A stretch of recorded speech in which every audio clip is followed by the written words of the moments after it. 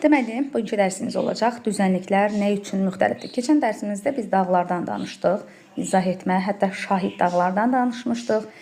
Böyük səhrada yerləşir, yəni Sahara ərazisində, Afrikanın şimalında. Kəllə qənddən danışdıq, Braziliyada yerləşir.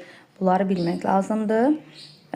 Deməli, bugün artıq öyrənəcək düzənliklər nə üçün müxtəlifdir. Dağlardan fərqli olaraq biz bilirik ki, düzənliklər hündürlükləri az olur. A şəklində baxırıq. Deməli, bu şəkildə gördüyümüz kimi ovalıq, yüksəklik, yayla. Düzənliklər 3 yerə bölünür. Ovalıqlar, yüksəkliklər və yaylalar. Ovalıq 200 metr hündürlüyə qədər olur. Yəni 0 metrdən okean səviyyəsindən, okean səviyyəsi bu arada 0 metrdir.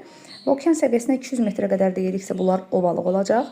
200 metr ilə 500 metr arası bir relyefdirsə, bu olacaq yüksəklik.